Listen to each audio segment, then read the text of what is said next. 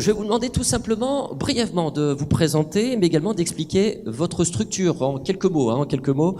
Peut-être avec monsieur, on va commencer du côté d'Eric, avec monsieur Scotté, Alex Scotté. Allez-y, présentez-vous. Eh bien, bonjour à tous. Alex Scotté, j'ai 37 ans, 2 enfants, et je suis directeur gérant, on va dire, d'une agence audiovisuelle qui s'appelle AVProd, une société que j'ai créée il y a 15 ans. Notre métier, c'est de faire de la vidéo sous toutes ses formes, entre guillemets. Voilà. Merci beaucoup. La parole à votre droite, à l'homme qu'on a déjà signalé bientôt avec un jingle d'arrivée. Mais normalement, il représente les artisans, il est ici, y compris chez lui. Monsieur Benjamin Boudet, expliquez-nous quelle est votre activité. Oui, bonjour, votre structure. Boudet, je suis le gérant ébéniste designer de la société e-design. Notre métier, c'est de faire du mobilier sur mesure haut de gamme, spécifique pour particuliers ou professionnels, et donc de créer sur mesure et de produire ici sur Amiens tout type de mobilier. Voilà. Merci beaucoup, bien sûr, pour votre présence. Et sur votre droite, monsieur Thomas Chuzeville, expliquez-nous votre structure. Bonjour, Thomas Chuzeville. Donc, je fais partie de l'équipe Lille Design. Lille Design est une plateforme de développement économique qui utilise et mobilise les ressources du design à vocation des acteurs économiques, entreprises, structures économiques, institutions. Et notre rôle est d'apporter une meilleure compréhension et une facilité d'accès à ces ressources pour développer votre activité. Alors évidemment, on va essayer d'avoir des regards croisés, mais de connaître un peu l'histoire humaine de chacun, parce que croyez-moi, elle est importante, et c'est ça qui va démontrer qu'on peut trouver des clés dans le management de l'innovation. Mais avant cela, on avait une entreprise qui était invitée, y compris à venir ce matin. Et on a pris le choix d'en parler parce que elle témoigne de l'importance de se réunir un peu comme ce matin. On avait une société d'audiovisuel, un peu jumelle, pas jumelle, mais dans le même domaine d'activité que monsieur Scotté. Je vais pas donner son nom parce que cette société s'est retrouvée suite à une innovation technologique.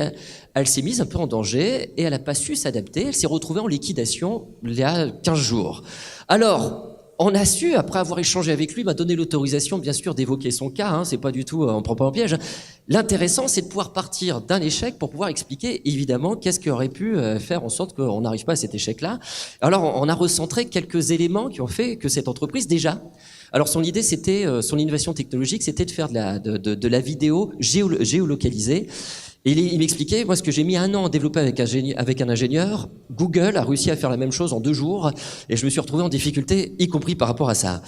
Sa deuxième difficulté, c'est que il n'a pas pris le temps d'être aidé au départ. C'est-à-dire que du coup, il avait mal ciblé quel était son marché, comme c'était destiné, entre autres, à du marché de collectivité, et il avait besoin d'être aidé. Il admet aujourd'hui que s'il avait été accompagné par une structure d'aide au développement économique, peut-être que les choses auraient été autrement, peut-être qu'on l'aurait aidé autrement. C'est quelque chose qu'il admet bien volontiers.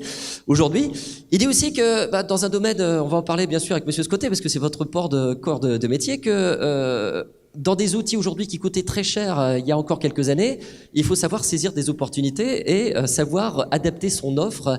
Et il n'a pas su faire aussi, il l'admet aujourd'hui. Alors on a quelques clés. Est-ce que ça, on peut appeler ça du management, de passer à côté du management de l'innovation, notre ami expert, de ne pas avoir su trouver ces quelques clés-là? Oui, bien sûr. Comme tu le dis très bien, Fabien, il y a un certain nombre d'éléments que tu mets déjà en avant. L'accompagnement, c'est vrai que les parties prenantes autour d'un projet sont essentielles. Le fait d'être isolé à un moment donné, on est sur soi-même et on n'a plus forcément la capacité, je dirais, à se projeter, à imaginer de nouvelles choses. On ressasse, entre guillemets, les mêmes idées et on n'avance plus. L'autre élément, tu dis pendant 1 an, en effet, il stagnait, entre guillemets. Probablement n'a-t-il pas pris le temps d'aller voir, entre guillemets, les bénéficiaires, ceux qui vont réellement utiliser sa future application. Et donc prendre le temps, en effet, de le confronter. Et je dirais Google ne fait pas forcément ça. Il le fait à son niveau, mais vos bénéficiaires, ceux qui sont proches de vous, Google ne va pas aller les voir. Et donc vous pouvez aller voir et comprendre en effet ce qu'ils attendent, quelles sont leurs problématiques, comprendre en effet ce qu'ils veulent, et à partir de là, imaginer avec eux. Et là, on est typiquement dans ce qu'on citait tout à l'heure, dans la co-conception, co-fabrication. C'est en effet de réaliser la solution qui conviendrait. Donc ça, c'en est parmi d'autres. Évidemment, après une plus-value sur les solutions existantes, oui, il faut se différencier par rapport à ce qui existe, etc., etc. Je ne vais pas aller plus loin parce qu'il y aurait beaucoup de choses à dire. Il y en a 20 dans les conditions qu'on a identifiées, mais c'en est parmi les 20 déjà 3 qu'on peut clairement identifier. Alors, je vous propose forcément de rentrer dans un cas très concret. Vous me permettez de vous présenter un petit peu. On a échangé évidemment alors, monsieur Alex Côté, c'est avant tout un passionné, si je dois le définir, et c'est vraiment une aventure humaine parce que vous m'avez dit, dès l'âge de 12 ans, tout petit, je savais déjà ce que je voulais faire. Je voulais absolument faire de la vidéo. Vous avez commencé très jeune à s'occuper des particuliers, faire des vidéos pour la famille, pour les mariages. Vous avez poursuivi, ça vous a convaincu. Vous avez fait le célèbre BTS audiovisuel à Jean Rostand à Roubaix, si je me trompe pas. Et de là, vous avez dit, c'est vraiment ma vocation, je vais créer mon entreprise. C'était en 2003, c'est bien ça, la création de votre entreprise. Et là, vous avez dit, tiens, il y a une aide locale. Alors, vous avez il y a une aide locale. Forcément, ça coûte un peu cher d'acheter du matériel au départ, pour de la vidéo à l'époque. Je vais essayer d'avoir des sous. Et là, vous êtes confronté, demander cette aide locale, ça vous a donné une autre vision également du rôle du chef d'entreprise. Expliquez-moi, qu'est-ce qu'on vous a demandé de faire à ce moment-là?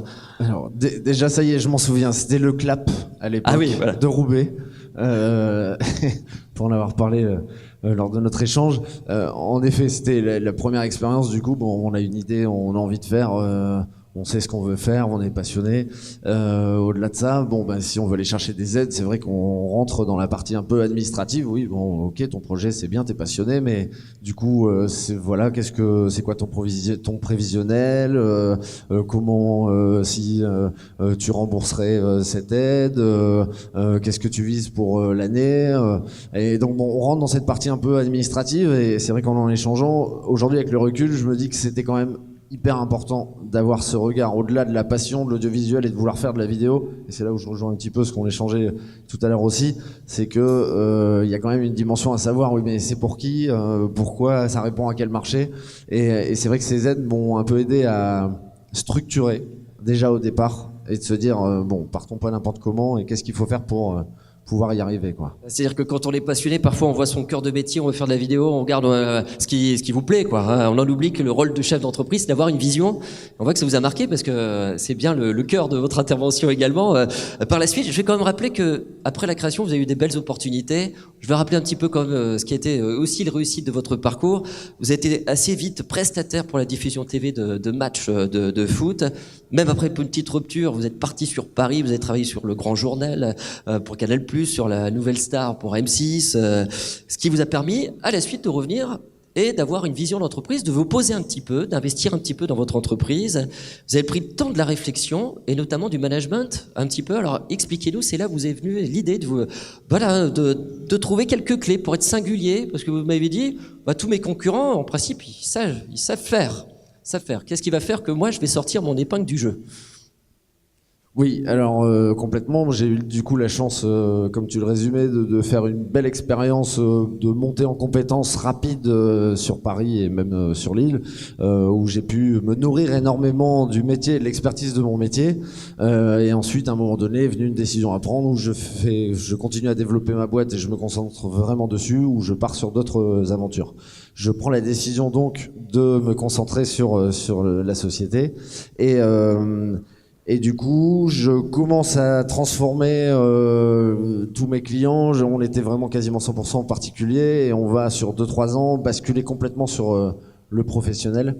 Je résume ça rapidement, mais concrètement, on a la chance très rapidement de travailler avec des grandes enseignes du Nord. Ici, dans le Nord, on a quand même la chance d'avoir des gros acteurs.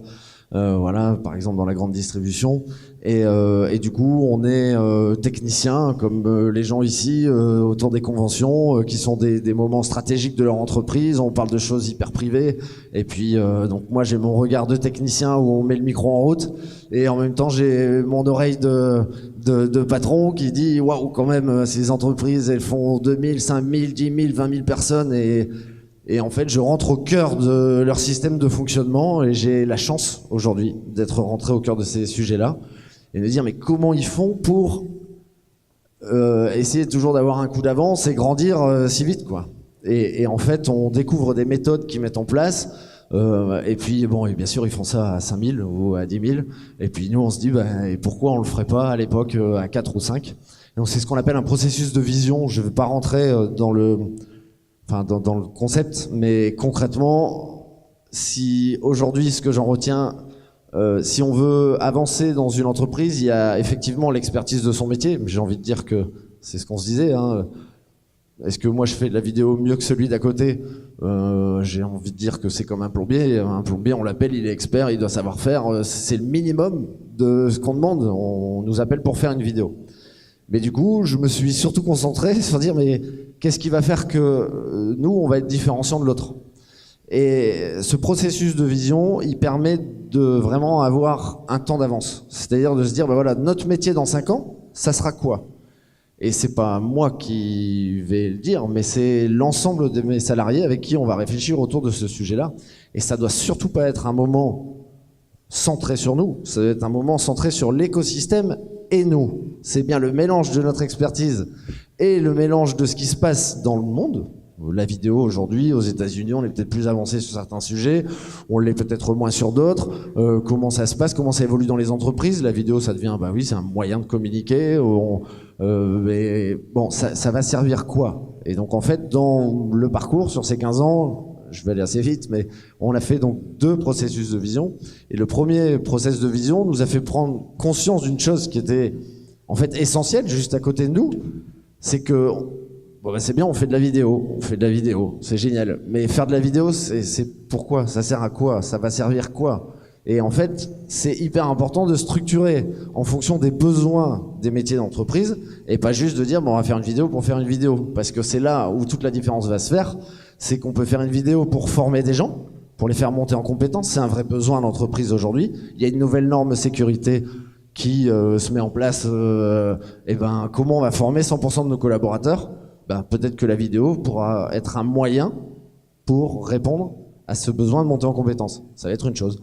On va se servir de la vidéo pour communiquer dans une entreprise. Il faut annoncer un nouveau produit qui arrive, etc. C'est important. Donc voilà, on a structuré l'entreprise du coup en cellules, avec des cellules qui répondent à des besoins métiers. Et pas juste... donc on répond à ces besoins métiers via l'audiovisuel et tout son environnement autour. Ça, c'était la première vision. Voilà, c'est exactement ça. Voilà. Vous avez cerné 3 possibilités avec vos collaborateurs, parce que c'est aussi ça de ce qu'on appelle cette vision, c'est d'intégrer également vos équipes. D'ailleurs, vous m'avez dit, clairement au téléphone, j'ai de la chance d'avoir une super équipe. Je sais pas s'il y en a parmi nous dans la salle. Hein. Vous êtes venus tout seul ou pas? Ouais, non, je suis tout seul parce qu'ils bossent quand même. Ils bossent en même temps. Il faut quand même qu'ils bossent quand même. Il faut pas déconner. M'a dit, mon premier client, c'est quand même mes salariés, et ça vous a aidé forcément à intégrer tout le monde dans cette. Et c'est aussi valorisant, je suppose, pour eux de réfléchir. C'est aussi. On parle de management innovant, mais la vision en fait partie, mais en fait, d'intégrer vos collaborateurs, ça en fait partie. Complètement. En fait, on en parlait tout à l'heure, il manquait un mot, et vous avez l'humain là-dedans. En fait, dans le métier, c'est la base. Pour moi, mon métier aujourd'hui, c'est plus de faire de la vidéo, c'est de faire en sorte que l'ensemble de mon entreprise regarde dans le même sens. Ce processus de vision, le fait de le faire tous ensemble, il va permettre de définir un chemin, mais peut-être qu'on fera pas tout ce qu'on a dit, mais en tout cas, ce chemin, dans l'ensemble de l'entreprise, il est hyper clair. Et chaque salarié va pouvoir prendre les décisions qu'il veut si la seule question à laquelle il répond, c'est est-ce que ça sert la vision de l'entreprise, est-ce que ça sert bien, on est bien dans ce chemin-là. Et je pense qu'aujourd'hui, on parle d'expertise, etc., mais il y a quand même un grand chamboulement dans la façon les salariés aujourd'hui dans les entreprises. On annonce qu'ils vont changer 15 fois d'entreprise dans les années futures ou dans leur carrière. C'est hyper important que le collaborateur reste vraiment au centre de l'entreprise, parce que notre métier aujourd'hui de dirigeant, ça doit être de lui permettre d'évoluer dans l'entreprise avant tout. Et c'est d'ailleurs là où je remercie beaucoup l'AFDAS, parce que la formation est la base de tout. Pour moi, un collaborateur qui rentre dans l'entreprise, s'il se forme pas et s'il continue pas à monter en compétences, il va vite s'embêter et du coup il partira. Donc c'est hyper important aujourd'hui que en tout cas c'est ma façon de voir. Je suis pas là pour donner des leçons, pas du tout, mais plutôt pour partager ma façon de voir les choses. Mais si on veut avoir des salariés qui sont là avec nous, il faut absolument qu'ils partagent, et c'est pour ça que la vision, c'est eux qui l'écrivent et c'est nous ensemble qui vont faire qu'on va trouver le chemin. Vous m'avez dit une phrase au téléphone que j'ai notée qui m'a marqué, qui associe cette montée en compétence de vos équipes et en même temps cette recherche de vision des futurs métiers. C'est avoir une vision à 5 ans. Vous m'avez dit c'est trouver quel métier doit-on rêver pour monter en compétence, aussi bien pour l'entreprise que pour les équipes. Finalement, les deux sont totalement associés et ça correspond bien à ce management de l'innovation que vous avez intégré. Alors la première fois, vous avez fait cette vision il y a 4 ans.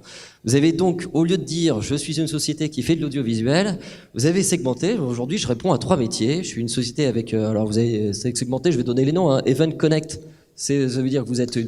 En fait, on fait de l'audiovisuel, comme là, on fait de la captation, mais la différenciation qu'on a trouvée par rapport aux autres, c'est que on va rendre ces événements accessibles partout dans le monde, donc on les rend connectés. Donc c'est par le système de streaming qui existe aujourd'hui. On a tous entendu parler de Facebook qui a lancé ça, sauf que là, c'est dans la version pro pour les entreprises, et donc on permet à n'importe qui de suivre une convention partout dans le monde, mais privée. Alors, vous avez décidé, donc on va dire qu'Event Connect, c'est carrément, vous êtes transformé en entreprise en événementiel, là pour le coup, solution globale. Média communication, voilà, vous vous transformez carrément en agence de communication globale. Voilà, c'est ça. En fait, avant on était prestataire, maintenant on est agence audiovisuelle parce qu'on mélange le côté stratégique avec le côté production. Donc voilà.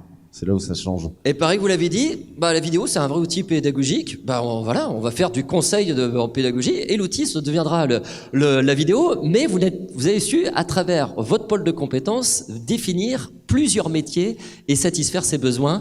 Et c'est en ça que cette vision était une grande clé de réussite également. Exactement. Sur ces 4 ans. Arrivé au bout de ces 4 ans, vous êtes arrivé... voilà, au bout de 4 ans, on est dans un métier qui évolue énormément. Vous le voyez tous les jours. On a parlé de réalité virtuelle, etc. tout à l'heure. Il est grand temps de se reposer la question dans l'entreprise. Donc ça, c'était il y a 6 mois, en se disant, mais là, il faut qu'on... C'est bien, on a fait une belle partie du chemin, mais du coup, quel est aujourd'hui? Il faut qu'on redéfinisse dans 5 ans ce qu'on sera. Et donc, on a lancé notre deuxième vision, sauf qu'on l'a plus fait à 4, mais on l'a fait à 13, parce qu'on a grandi entre deux. Et donc que ça a marché, la première vision. Passer à 4 à 13 en 4 ans, c'est quand même pas mal. C'est ça. On a de la chance. Et donc là, voilà, on redémarre un processus de vision qui est complètement, bien sûr, différent, parce que l'intérêt, c'est que ça soit pas exactement pareil à chaque fois.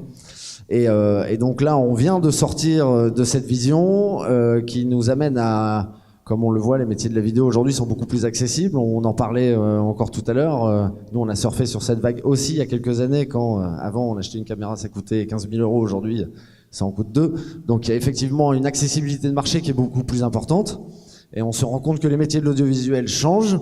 Avant, on appelait pour faire un projet, et de plus en plus, la vidéo va devenir au cœur des entreprises. On le voit déjà, il y a des entreprises qui sont très avancées là-dessus et qui veulent déjà produire leur contenu eux-mêmes, qui veulent utiliser les ressources internes, parce qu'aujourd'hui, on se rend compte que dans les entreprises, il y a quand même beaucoup de savoir-faire, de métiers, mais il y a une vraie problématique de passation. Et donc on a besoin aujourd'hui de créer du contenu dans les entreprises pour pouvoir la faire avancer.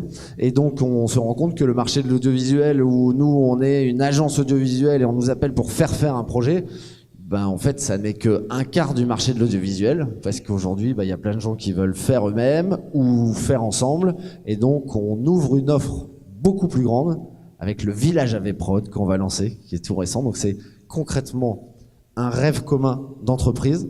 Mon métier aujourd'hui, c'est d'essayer de faire en sorte d'arriver au plus proche et de le rendre, entre guillemets, réel et en fonctionnement, on va dire. Voilà, vous avez embarqué l'ensemble de vos collaborateurs également dans ce projet, également des intervenants extérieurs, je pense à des organismes de formation, etc. La VDAS qui vous accompagne aussi pour ce projet. Vous m'avez dit, il y a les études le prouvent, là, il y a 90% de la communication demain qui se fera que par vidéo, et on pourra pas, faudra expliquer aux gens comment faire de la bonne vidéo, et c'est pour cela vous avez imaginé comment être au plus proche de cela. Et vous m'avez dit d'ailleurs, ce qui a fait la clé dès le départ de votre réussite, c'est-à-dire là où on investissait beaucoup, quand on a vu des nouveaux acteurs de ce marché qui est ultra concurrentiel, et il fallait pouvoir saisir l'arrivée des nouvelles technologies qui étaient aux prix abordables pour pouvoir baisser aussi nos coûts et devenir nous-mêmes le plus abordable possible pour pouvoir grandir. Et ça, c'est aussi, je suppose, une des clés de votre entreprise. Oui, bien sûr. Le marché évolue.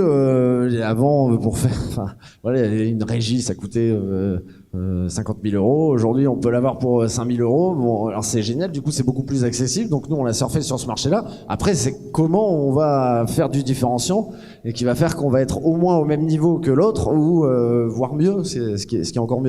Donc effectivement, l'accessibilité, ça fait toujours peur. Et d'ailleurs, C'est une vraie question. Notre métier, on fait de la vidéo, on se dit mais demain tout le monde va en faire soi-même avec son téléphone, mais on va faire quoi? Moi j'avais 50% de mes salariés qui me disaient mais on est mal, l'entreprise elle est foutue, tout le monde va faire de la vidéo, ils auront plus jamais besoin de nous, comment on va vendre ça? Ben ouais, on peut le voir comme ça, et on peut aussi le voir en se disant ben c'est génial, il y a beaucoup plus de gens qui vont faire de la vidéo. Ça veut dire qu'il va falloir les former à faire à peu près correctement de la vidéo. On va pouvoir les accompagner à le faire, on va pouvoir peut-être le faire ensemble, ils vont faire une partie et nous on va faire une autre partie. C'est des belles opportunités de mêler notre expertise métier à toutes ces personnes qui vont vouloir en faire demain. Et donc est venue l'idée de créer une sorte de centre de formation audiovisuel autour de l'audiovisuel. Il y a aussi du coup l'accès à cette vidéo qui est maintenant, on le voit, nos enfants, voilà, pour eux c'est complètement acquis. Il y a peut-être aussi un vrai travail au niveau de l'éducation à faire. Est-ce qu'on n'interviendrait pas demain pour expliquer aux jeunes que on fait pas n'importe quoi, n'importe comment au niveau de la vidéo, il y a des droits d'auteur, etc. C'est peut-être des pistes sur lesquelles, si demain on veut devenir leader de l'audiovisuel, il y a plein de choses à faire autour de ces sujets-là. Et donc c'est la réflexion et la mise en action qu'on va mettre sur cette deuxième vision. Sur ce village à AVProd, qui sera une vraie ferme, un coworking de tout ce qui touche ce domaine. Unique autour de la Eric, vidéo. vous brûlez d'impatience de pouvoir conforter peut-être cette vision.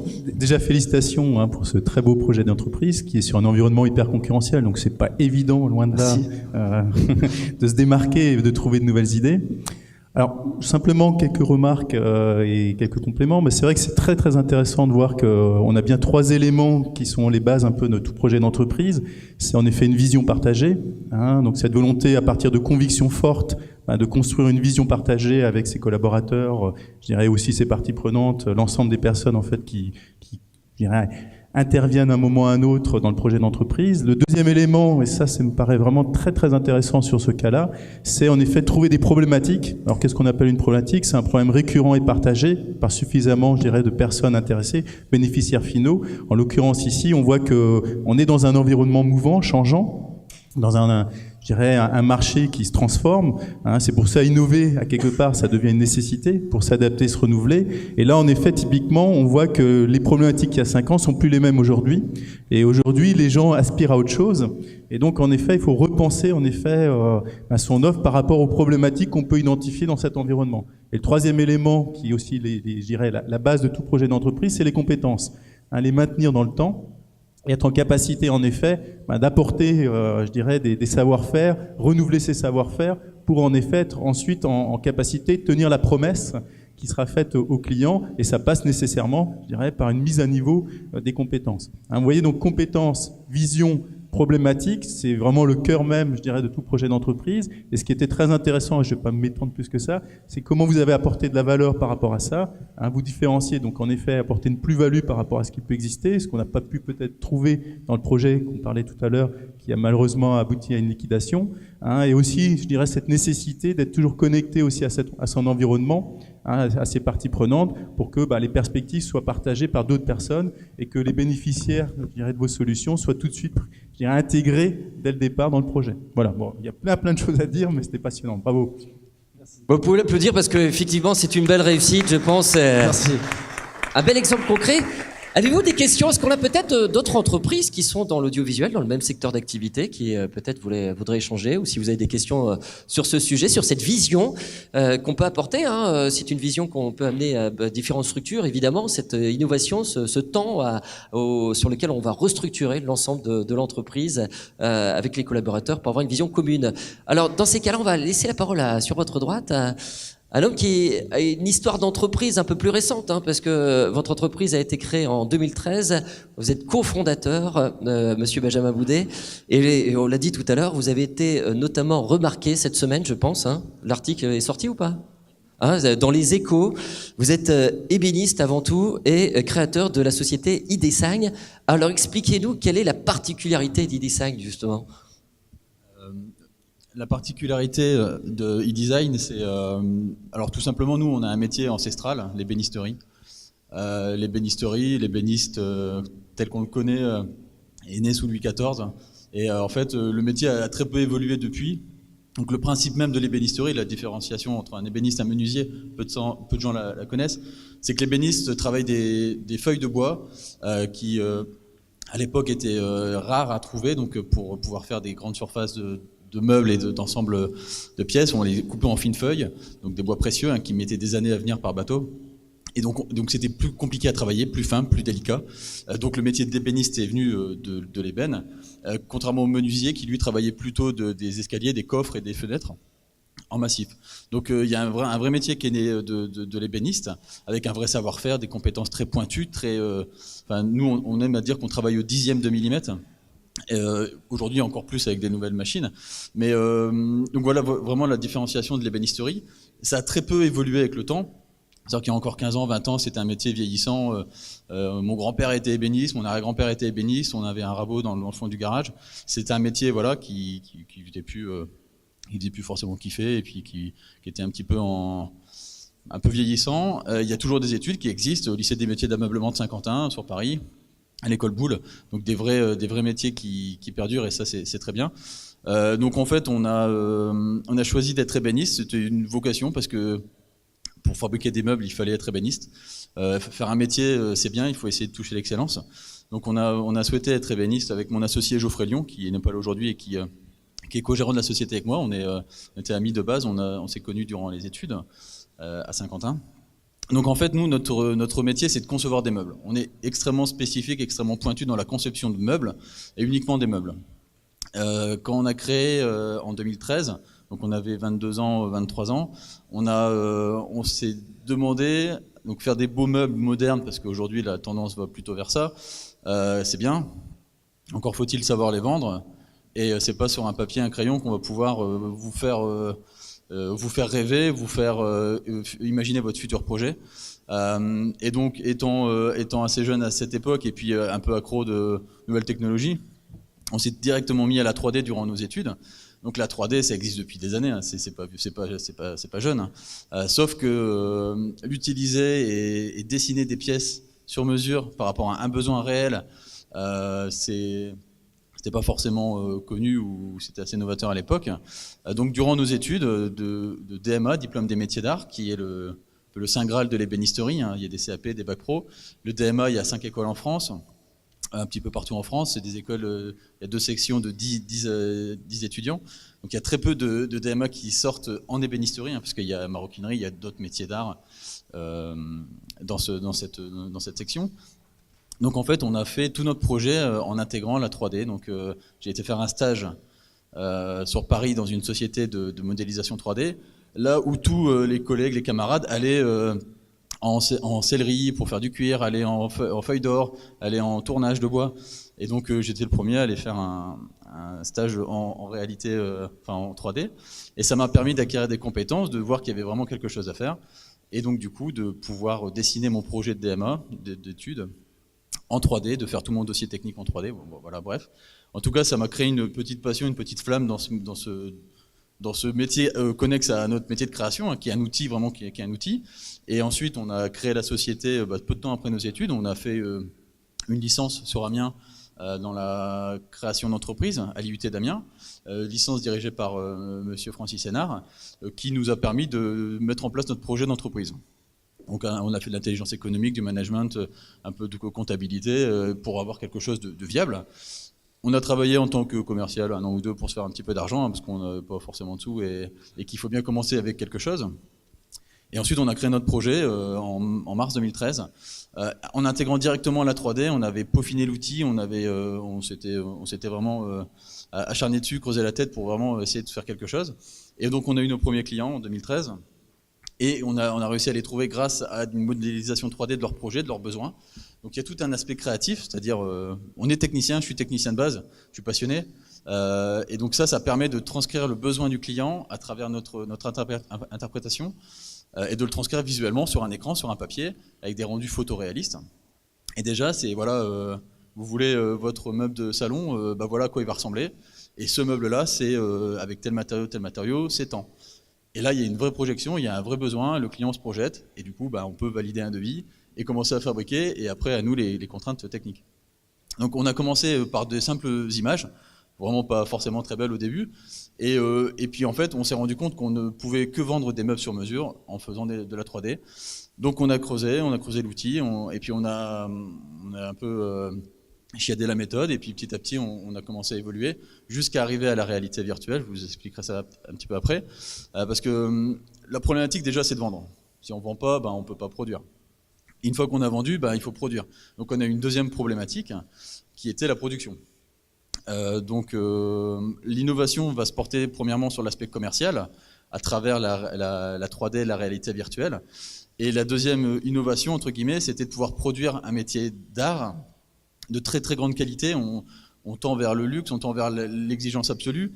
Et pour ça, il faut être rentable, parce qu'on n'est pas là pour pas gagner d'argent ou pour notre passion. On a aussi cette volonté de faire des beaux produits et de perdurer dans le temps. Donc on est vite venu à des outils numériques, des outils de capacité industrielle qu'on a achetés et qu'on a adaptés à nos méthodes. Donc en fait, ces outils, c'est des centres d'usinage numérique, des logiciels de CAO très pointus, c'est des lasers pour capter des pièces, les faux angles, les bosses qu'il peut y avoir sur les murs. On fait du yachting, c'est-à-dire qu'il faut pouvoir capter les différences du pont, les coques, etc. Donc en fait, on scanne la pièce en 3D et on vient l'explorer par logiciel et ensuite l'usiner sur machine avec énormément de savoir technique à la main parce qu'il y a beaucoup de façonnage, il y a beaucoup de montage, de pose, etc. Mais par contre, ces outils nous permettent un taux de déchets très faible et de pouvoir faire des choses de fou, quoi, des trucs techniquement très compliqués. Alors ça, c'est pas venu tout de suite, parce que là, aujourd'hui, on a 6 ans d'existence. Mais c'est venu petit à petit. On a eu la chance d'être suivi par notre banquier, par la Chambre des métiers et puis par nos clients. Et donc en fait, ces deux postes, l'innovation commerciale à travers des outils performants, on met des lunettes et là on peut se projeter dans sa future maison avec tous les meubles agencés comme ça a été vu, et la capacité de scanner une pièce, de dessiner sur ordinateur avec des variations du dixième de millimètre anticipées pour poser quelque chose de parfait, plus un savoir-faire technique et des machines plus traditionnelles qu'on développe nous en atelier, des compétences manuelles et humaines et techniques. Tout ça fait qu'on a un outil 2.0, 3.0, 4.0, je ne sais pas ce que ça veut dire forcément, mais un outil moderne qui est paré pour les années à venir et qui nous permet d'être rentable et surtout d'être excessivement précis sur ce qu'on fait et pointu, quoi. Parce que malheureusement, on se rend compte que c'est généraliste, nous, dans notre métier, d'avoir des fournisseurs de qualité, tout va un petit peu vers le bas, malheureusement. Les industriels vont vers le bas, les panneaux, quand on les reçoit, la qualité des bois, tout va vers le bas. Donc nous, notre job, c'est d'avoir quelque chose de parfait pour le client et de maintenir ce niveau d'exigence très pointu. Donc on passe sur des cercles qui sont de plus en plus fins, de plus en plus fermés, mais ça nous va très bien parce qu'on veut rester affûté, quoi. Donc voilà un petit peu globalement l'innovation qu'on a mis en place, tout doucement, mais sûrement au fil des ans. On va rappeler le nombre de personnes qui travaillent avec vous. Vous êtes deux On est avec mon associé, on a 2 salariés, un apprenti. C'est ça, hein, une structure à 5. Je suppose qu'on peut le dire, les carnets de commandes sont pleins là. Ouais, là ils sont débordés. C'est une belle réussite, d'ailleurs on peut les applaudir parce qu'effectivement, on voit bien. Alors, vous avez dit quelque chose d'important et qu'Eric a relevé également dans vos échanges, c'est on a envie de rester quand même à cette taille rentable. La notion, les carnets de commandes sont pleins. On peut se poser la question, pourquoi pas maintenant qu'on ait les machines, d'embaucher, d'essayer d'aller encore plus loin pour satisfaire encore plus de demandes. Il y a la notion de la taille un peu de votre structure. C'est une notion que vous vous posez, la question actuellement un petit peu Ah oui, complètement. Ouais. Alors la taille, c'est pas la taille qui fait la performance. Sans pensée spécifique, mais nous ce qu'on veut c'est maîtriser notre qualité et maîtriser notre process. Plus on s'étend, moins on maîtrisera le process. On n'a pas la volonté d'être 40, on n'a pas la volonté d'agencer des yachts complets ou de faire des villas complètes à la chaîne. On a la volonté d'être très précis, pointu et de faire de spécifique. On a notre carnet de commandes qui est plein, on déborde, tant mieux, on peut sélectionner nos projets, on peut choisir nos clients, les clients peuvent nous choisir, et nous ça nous va très bien. Avec toujours derrière la capacité de maîtriser sa rentabilité et sa production qualité. Alors merci. Alors, juste avant de passer, parce qu'avec notre expert, on va revenir sur cette notion de taille qui est très importante. Je vais demander à Monsieur Sauvage, vous voulez ajouter quelque chose peut-être ? Poser une question. En fait, vous voulez de l'interactivité, donc je Bien vais sûr. poser une première question. En fait, aux 2 chefs d'entreprise là qui sont intervenus, Finalement, il y a 2 témoignages là qui illustrent le fait que une démarche entrepreneuriale, c'est jamais facile, aucune ne ressemble à l'autre. Pour autant, vous avez eu finalement des chemins vraiment très spécifiques qui étaient le produit un peu de votre passion, j'ai envie de dire. Moi, la question que je me pose en vous écoutant, c'est vous aviez des pairs, vous aviez des collègues finalement qui étaient dans des démarches peut-être analogues en termes de voilà, ils se lançaient comme travailleurs indépendants ou créateurs d'entreprise. Quelle réaction ça suscitait en voyant vos démarches particulières, quoi. Là, par exemple, effectivement, vous étiez vraiment en mode disruptif là, sur l'ébénisterie. Qu'est-ce que ça génère comme réaction de la part des gens qui connaissent un peu votre environnement de travail, finalement une projection classique dans la création d'une entreprise, de l'audiovisuel ou de l'ébénisterie. Voilà, ce qui m'intéresse, moi, c'est de savoir un peu quelle réaction ça suscite et quelque part comment ça génère derrière peut-être des processus dans ces entreprises-là ou chez ces personnes-là pour s'engager, pour aller finalement prendre faire un pas de côté, j'ai envie de dire. Alors la différence, c'est que nous, notre métier, il existe depuis, voilà, il est ancestral. Contrairement à toi qui a un métier nouveau, un métier récent. Et donc nous, en fait, nos confrères, nos concurrents, nos pairs sont souvent des anciennes sociétés, nos pères en fils, et qui n'ont pas forcément pris le virage du numérique, mais qui ont une très bonne réputation, des clients, et puis voilà, ils sont plutôt sur la volonté de ne pas faire reprendre leur entreprise ou justement de la faire reprendre. Mais en fait, on arrive sur un métier qui est vieillissant et on met un petit peu, finalement, c'est pas si compliqué que ça de faire ce qu'on a fait parce que on a juste mis un petit peu de modernité, utiliser les outils, les nouveaux outils. Ce qu'on nous dit souvent, c'est ah mais nous on pourra pas le faire parce que faut se mettre dans la 3D, c'est trop compliqué, les logiciels et tout, c'est compliqué. Ou bah ouais, mais investir dans des machines, bah ouais, mais c'est plusieurs centaines de milliers d'euros. Là, dans 10 ans, c'est la retraite, je sais pas trop. Donc en fait, on a autour de nous, c'est plutôt ce genre de choses. Il y a quand même beaucoup de jeunes qui se créent dans l'ébénisterie, et ça c'est très bien pour le métier, qui ont d'autres façons de faire. Après, chacun gère comme il veut. Mais donc nous, on a ce contraste-là avec un petit peu nos pairs, et peut-être que pour toi, c'est... Ouais, c'est pas facile. Nous, comment c'est perçu en fait, c'est un métier qui est très concurrencé et qui est assez nouveau, comme tu le disais. Et c'est vrai que du coup, c'est pas les mêmes regards. On se rend compte dans notre environnement que, en fait, il y en a beaucoup qui se créent dans notre milieu de la vidéo. Il y a beaucoup d'entreprises qui se créent. On a aussi tout le côté indépendant qui est très important pour nous. Il y a énormément de freelance, il y a énormément d'intermittents du spectacle. Donc, on a quand même un environnement qui est très chamboulé autour de ça.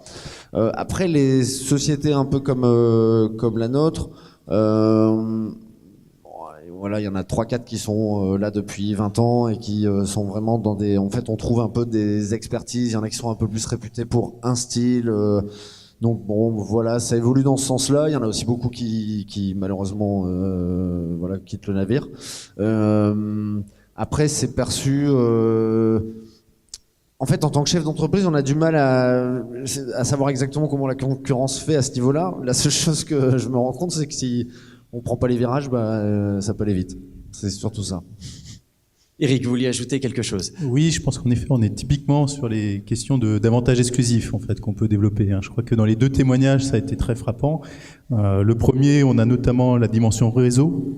Je pense que c'est très important. Le fait qu'à un moment donné, il y a eu cette chance d'être dans un environnement en réseau et donc d'être en contact avec des bénéficiaires, des clients, et donc à partir de là aussi imaginer avec eux des solutions. Donc ça, je pense que c'est fondamental. C'est cette mise en réseau, être capable en effet de construire ce réseau dans le temps. Et ça prend beaucoup de temps et c'est pas simple. Le deuxième élément, et là il y en a 2 qui ont été vraiment mis en avant avec ID Insight, c'est en effet l'expertise. C'était le cas également avec Alex Scott. C'est en effet développer des expertises uniques. À un moment donné, on parlait de 3D. C'est toujours pareil. Si vous êtes dans un environnement d'agence interactive 3D ou dans le design, ça paraît évident de faire de la 3D. Si vous êtes dans des métiers, on va dire, d'art traditionnel, c'est en effet, vous parlez de disruptif, mais en effet, on est sur quelque chose réellement différenciant, d'exclusif. Hein, et après, c'est en effet la capacité à en transformer ça en solution disponible et adaptée. Et le troisième élément, et ça me paraît aussi un autre élément essentiel, c'est en effet l'outil de production, l'outil, je dirais, de réalisation et la maîtrise de ces outils. Ben ça aussi, ça prend du temps, et la mise en place de ces outils, là, il y a quand même des investissements conséquents. Ben, c'est des barrières à l'entrée que les autres, entre guillemets, avant qu'ils imaginent, qu'ils osent y aller, ben, ça va prendre du temps, ou ils le feront jamais. Je pense que enfin, là, on a trois caractéristiques: le réseau, l'expertise et des outils de réalisation de production qui sont des éléments fortement différenciants et qui permettent à partir de là d'apporter une valeur ajoutée supplémentaire par rapport à ce qui peut exister. Après, évidemment, c'est aussi je dirais le génie, entre guillemets, ou cette capacité à comprendre en effet les problématiques des clients et d'imaginer des solutions adaptées à ça, mais c'est aussi développer ces avantages exclusifs et notamment les maintenir dans la durée et toujours être à la pointe. Et je pense qu'en effet, on parlait rapidement sur la taille critique, la taille critique a été atteinte chez eDeside, même si les investissements sont conséquents. Bah aujourd'hui, il y a une rentabilité de la structure, hein, on en a parlé, donc il n'y a pas forcément nécessité, je dirais, de grossir plus que ça dans un premier temps. En revanche, la question, et c'est un peu la discussion qu'on a eue, c'est comment maintenir ces avantages exclusifs, ou est-ce qu'il y aura besoin finalement d'augmenter sa taille pour maintenir ces avantages exclusifs. Et c'est probablement cette question-là qui sera au centre probablement des enjeux d'eDeside, et je pense même des entreprises, de l'artisanat plus généralement, parce que c'est comment on arrive en effet à rester toujours à la pointe, sachant que ça demande quand même des investissements. Là on parlait d'outils de production, mais ça peut être aussi des formations, ça peut être aussi, je dirais, des compétences à aller chercher, donc des talents à payer, etc. Et ça, c'est pas quelque chose de simple, et parfois la taille critique est nécessaire pour y arriver. Alors, on a une autre question par rapport à ces témoignages, et je vais vous présenter, parce que vous êtes intervenant de la deuxième table ronde également. On a la chance d'avoir un styliste qui est fondateur d'une belle association dont on va parler tout à l'heure, Jean-Luc François. Partagez votre question. Alors moi, ma question, c'était par rapport à vous, parce que je suis administrateur de l'Institut national des métiers d'art, que vous connaissez bien. On a beaucoup dans les prix... de l'Institut national des métiers d'art, on a de plus en plus d'artisans d'art qui nous présentent des dossiers en 3D. Au départ, c'était un peu tabou, c'était même pas mal tabou. Vous avez dû vous en rendre compte aussi peut-être au début, parce que tout d'un coup, mélanger la tradition avec l'innovation, bon voilà, c'était pas comme ça. Les maîtres d'art, etc., restent quand même très sur leur métier, les métiers de la main, l'intelligence de la main, etc. Mais justement, on a passé ce cap. Pour moi, c'était extrêmement important que les élèves puissent présenter aussi des dossiers en 3D, parce que la 3D, ça permet aussi de faire une économie de matière. Donc ça, c'est très important quand on calcule nos prix, par exemple. Ça fait une économie de temps aussi, et même sur les marketeurs à l'école Boulle, etc. Maintenant, ils travaillent aussi en 3D pour le placement des marqueteries, etc. Et ça permet aussi, et là, je pense que c'est le plus important, de pouvoir aussi sortir des pièces vendables. Ça permet aussi de développer notre marché, et il faut arrêter de dire Made in France, ça coûte cher, Made in France, c'est impossible, on peut pas acheter, etc. Justement, avec ce mix de l'innovation et du traditionnel de nos métiers, parce qu'il faut garder aussi ce côté traditionnel, on a pu vraiment passer une autre étape. Voilà, donc merci à vous en tout cas pour tout ça. Merci pour votre témoignage également. Alors, je vous propose de découvrir, parce qu'on parle évidemment de réflexion, d'innovation, et on va parler de nouveau d'une nouvelle approche, ou d'une approche qu'on va définir ensemble. On a la présence de cette structure qui s'appelle Lille Design, en présence de Thomas Chusville. Vous êtes responsable des projets design et innovation dans cette structure Lille Design. Alors, j'ai envie de vous poser tout de suite deux questions. Si vous pouvez nous expliquer, selon votre vision, qu'est-ce que le design? Parce que on met toujours beaucoup de choses derrière ce mot design. On pense souvent à l'objet tel qu'on vient d'imaginer. Pouvez nous définir votre vision du design? Merci. Alors juste avant de répondre à votre question, je veux également personnellement souligner le beau parcours et la belle réussite de ces deux histoires de mes voisins. Comme ça a été dit, il y a beaucoup d'éléments qui expliquent ce succès, et ça n'est pas anodin par rapport à notre thématique design. Alors qu'est-ce que le design? Il faudrait plus de 5 minutes pour l'expliquer en long, en large, en travers. Si on veut le dire de manière très très simple, pour moi il y a deux aspects à comprendre. C'est que c'est avant tout une discipline et mes voisins l'ont bien dit, ils sont experts dans leur domaine. Ils ont une formation, ils ont un savoir-faire qui leur est propre. Et le design, c'est également une thématique dans laquelle œuvrent des experts, des professionnels de la discipline qu'on appelle les designers. Donc faire du design, c'est effectivement d'abord le prérequis et la collaboration avec ces professionnels du design. Ensuite, qu'est-ce que le design ? Deuxième chose essentielle, pour la faire courte, c'est avant tout une démarche, c'est une posture, c'est une méthodologie de réflexion, d'analyse, de développement de solutions pour aboutir à mettre en forme des nouvelles solutions, produits, services ou organisations qui font appel à différentes méthodes, à différents outils. Et donc ce process-là est le côté caché parfois du design, parce que l'on fait référence souvent, quand on dit cet objet est design, à porter un jugement sur le résultat, sur la perception que l'on en a. Et pour arriver à ce résultat, il faut comprendre que c'est avant tout le process qui est parti d'un sujet, d'une thématique, d'un problème, et qui a construit un objet, un service, une proposition. Donc pour nous, le design, parler design, c'est avant tout parler de cette démarche, de ce processus. Et notre rôle, Lille Design, c'est effectivement de faire découvrir comment se met en place ce processus, quels sont les professionnels qui le maîtrisent, quels sont les outils, quelles sont les méthodes qu'ils mobilisent. Et point essentiel que je relève également par rapport à mes deux voisins, c'est la dimension humaine.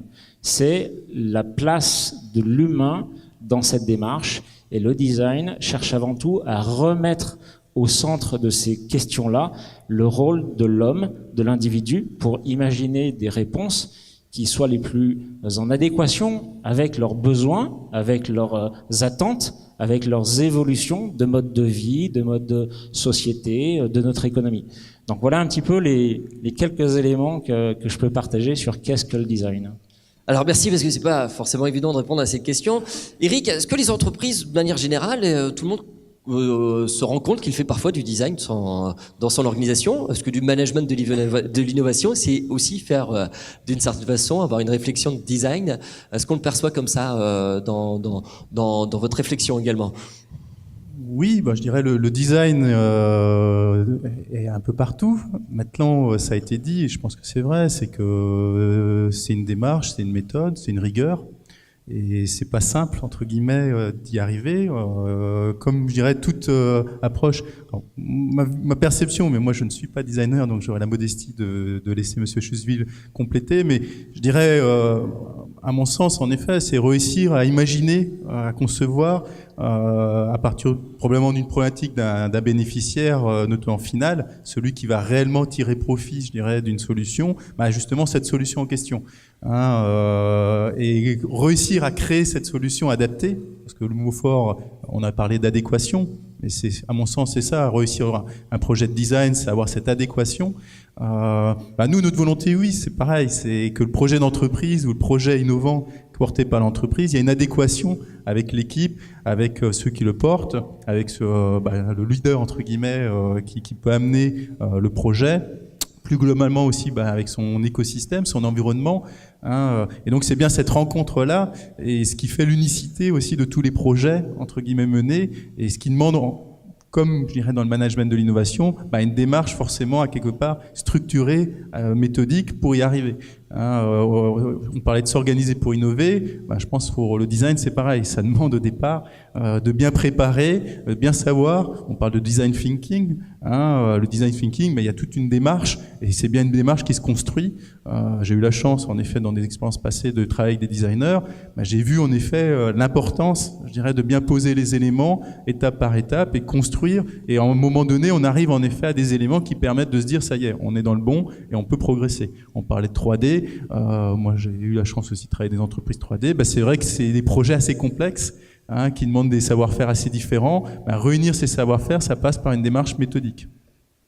Alors, quand on a dit ça, on comprend bien que ça se destine à tous, quasiment. Hein. Alors, vous travaillez vos cibles dans votre structure Legal Design. Vous travaillez avec le monde de l'entreprise, forcément avec les designers, les collectivités, et c'est de faire travailler tout cela ensemble. Vous animez, je crois, un club d'entreprise. Quelle est la vocation de votre club d'entreprise, entre autres ? Effectivement, Legal Design est né en 2011 et depuis 2013, nous avons mis en place un réseau à travers ce club pour partager les expériences, les pratiques, les interrogations des uns et des autres. Et ce club réunit aujourd'hui plus d'une centaine de chefs d'entreprise de toute la région, de secteurs et de tailles différentes. Donc la vocation de ce club, c'est vraiment d'échanger entre acteurs qui sont dans des domaines qui ne se côtoient pas forcément, entre gens qui maîtrisent plus ou moins bien cette thématique du design, mais qui ont tous un intérêt, une motivation à se projeter sur demain. Comment je peux évoluer dans mon activité, comment je peux anticiper des enjeux, comment je peux partager ces problématiques et ces questions avec mes pairs, et comment ensemble on peut identifier des ressources que le design me permet d'actionner, qui sont peut-être un peu nouvelles, un peu difficiles à apercevoir. Et au sein de ce club, le fait de le réunir régulièrement, 3 à 4 fois par an, ça permet d'aborder des thématiques, de faire intervenir des experts sur des sujets, donc de donner de la compréhension, de donner de l'explication concrète sur des pratiques, sur des expériences, sur des projets. Et ça invite aussi des entrepreneurs ou des entreprises ou autres acteurs qui s'interrogent encore de se motiver en disant oui, effectivement, moi, à mon niveau, peut-être qu'il y a quelque chose que j'ai pas suffisamment analysé ou perçu, et je comprends que c'est quelque chose qui peut faire bouger les choses. Donc ça mobilise, ça incite à être acteur du changement. Être acteur du changement, c'est difficile, on a besoin de repères, on a besoin de motivation et on a besoin d'accompagnement. Donc nous, on joue le rôle d'accompagnement, et ce club est une forme de trait d'union entre tous ceux qui veulent participer à ce changement. Alors, si vous avez des questions, surtout, n'hésitez pas, évidemment, hein, si vous voulez ouvrir cette vision du design. L'idéal, c'est qu'on parte un peu sur les actions concrètes qui sont menées par Legal Design. Je vais rappeler quand même que votre structure, malgré son nom, n'est pas que attachée à Lille, même si vous êtes cofinancé par la MEL et par la région. Vous avez bien sûr une échelle des Hauts-de-France. Et vous avez créé, alors on va donner 2 exemples, parce que parmi tant d'autres, hein, vous m'avez dit que vous avez créé notamment un groupe composé des pôles de compétitivité, et qui mène beaucoup d'actions. Expliquez-nous un peu quel est ce projet. Alors effectivement, vous avez souligné le fait qu'on intervient sur l'ensemble de la région, c'est très important. Malgré notre nom qui s'appelle Legal Design, on pourrait croire effectivement qu'on n'intervient que sur la métropole, loin de là. Et cette intervention sur la région se développe de plus en plus, et donc c'est pour ça qu'on est très heureux d'être ici présent ce matin à Amiens. Donc effectivement, des actions sont très diverses. On accompagne individuellement ou collectivement toute initiative. Donc vous citez par exemple une action avec des pôles de compétitivité, donc qui sont des acteurs, des réseaux spécifiques dans certains univers technologiques. On leur a proposé d'initier une nouvelle voie pour explorer des nouvelles solutions innovantes. Donc tout l'intérêt, c'est de mobiliser des compétences, des méthodes et des outils du design. Et ces gens-là qui sont spécialisés sur tout ce qui est innovation ont un regard qui est parfois biaisé parce qu'il y a une lecture qui est particulière.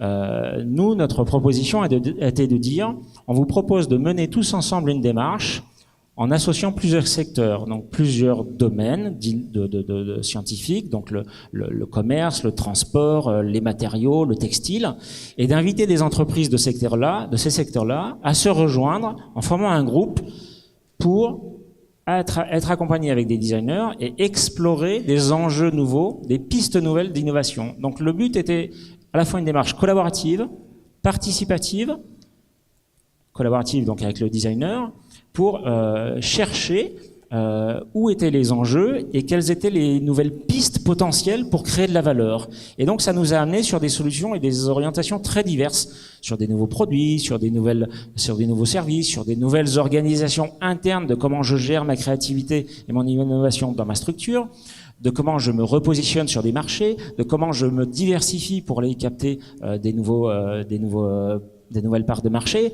comment j'étends ou j'élargis mon offre produit. Et donc tout ce travail-là a été mené par des séances collectives sous forme de workshops, sous forme de travail individuel, sous forme d'audit, sous forme d'échanges entre des gens qui ne se connaissaient pour la plupart pas, qui associaient des grands groupes, des PME et des entreprises de taille intermédiaire.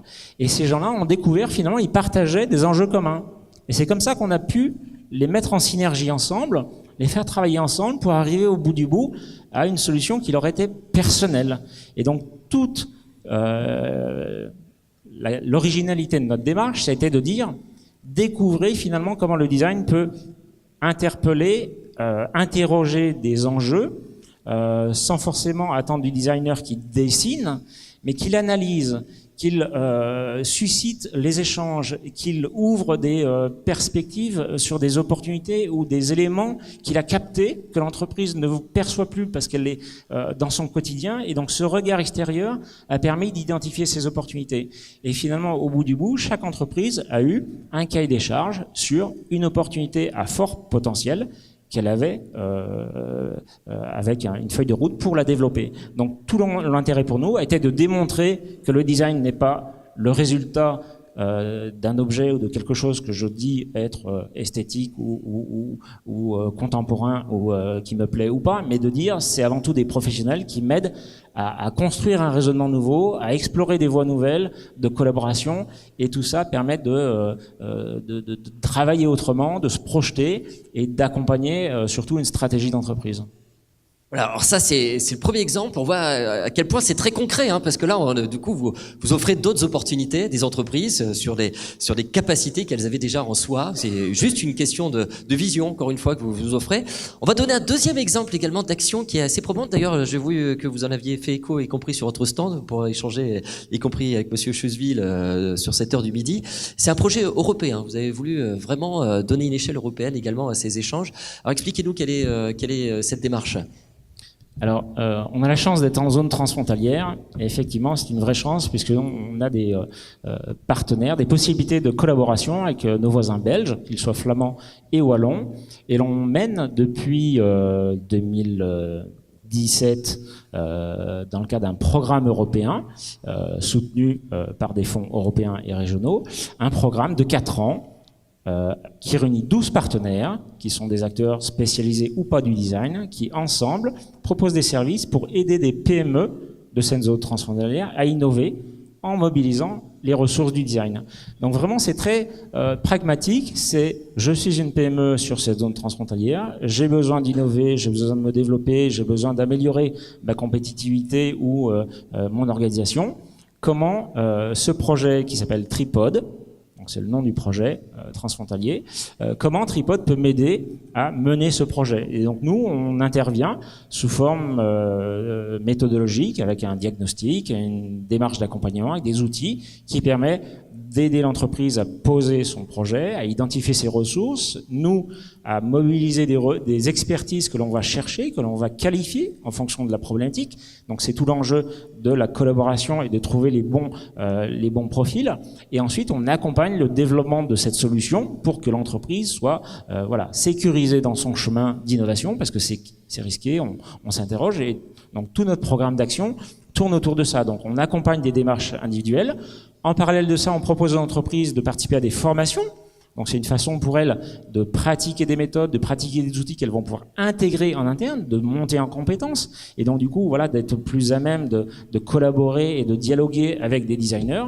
On a il y a 15 jours organisé un grand événement transfrontalier sur Courtrai qui s'appelait Design Fusion, qui était l'occasion de faire réunir tous nos réseaux, tous nos contacts pour partager, pour échanger sur ces sujets, pour en faire un rendez-vous transfrontalier sur cette thématique de l'innovation, parce que l'innovation et le design sont très intimement liés. On sait qu'à Courtrai, il y a une culture et une sensibilité à la création et au design qui est très forte. Donc on partage également avec ce programme européen des façons de faire, des pratiques, des expériences avec nos partenaires belges, et c'est tout au bénéfice de notre territoire, de notre région, voilà, de pouvoir aussi identifier des ressources qui existent sur cette zone transfrontalière, de créer une dynamique.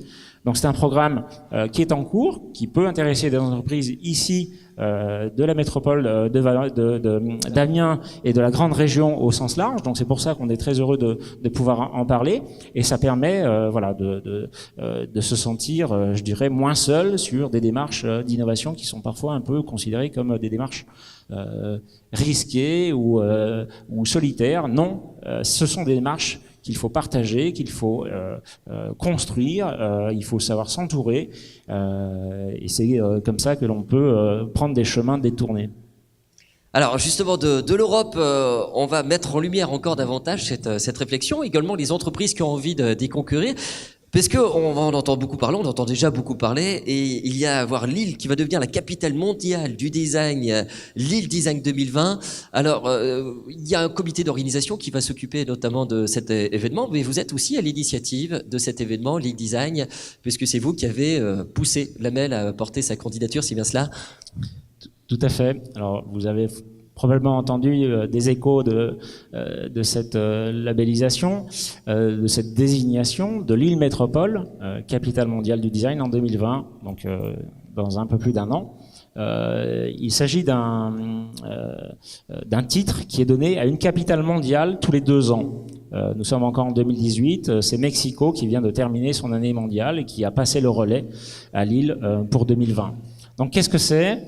C'est une candidature qu'il a fallu déposer et gagner. Et donc notre structure Lille Design est soutenue par la métropole et par la région depuis l'origine. Donc on a interpellé la métropole pour leur dire il faut être ambitieux et porter un projet d'envergure pour notre région, pour notre métropole. Et donc du coup on a convaincu la MEL de se porter candidate. On a rédigé, on a construit cette candidature pour la métropole, et en octobre 2017 on a été désigné face à Sydney lauréat pour 2020. Donc c'est maintenant que les choses plus difficiles commencent. Il y a un comité d'organisation qui a été créé en début d'année 2018 qui est dédié à la construction de ce programme, à la construction et à la mise en œuvre de cette année 2020. Donc c'est pour ça qu'aujourd'hui vous avez 2 interlocuteurs, Lille Design, acteur régional à vocation économique pour accompagner sur le long terme tous les projets du territoire, et le comité qui est dédié à 2020, qui va organiser cet événement 2020 et qui aura besoin de projets.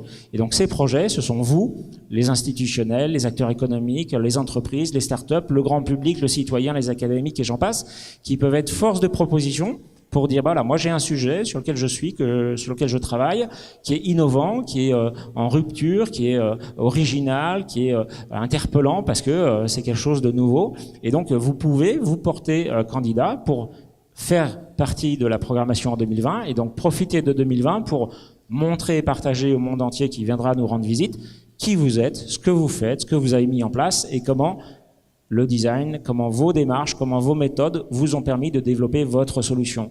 Donc, il s'agit de montrer que la région et le territoire a des ressources, qu'on est entreprenant, qu'on a de belles histoires, qu'on a des belles filières, qu'on a de beaux secteurs dynamiques. On a une région qui se réinvente, qui essaye de rebondir, qui essaye de se transformer. C'est tout ça qu'on veut mettre en avant. Et on veut simplement dire, le design peut être un levier supplémentaire qu'on actionne pour aller encore plus loin, pour aller plus vite, pour aller plus fort, pour aller mieux, et on veut le faire savoir au monde entier. Donc la capitale mondiale du design, bien sûr, on en est partie prenante parce que on fait partie du réseau des acteurs économiques, mais c'est bien tout un chacun et vous les premiers qui pouvez y participer si vous avez des projets, des sujets à proposer au comité. Voilà, l'appel à candidature est lancé.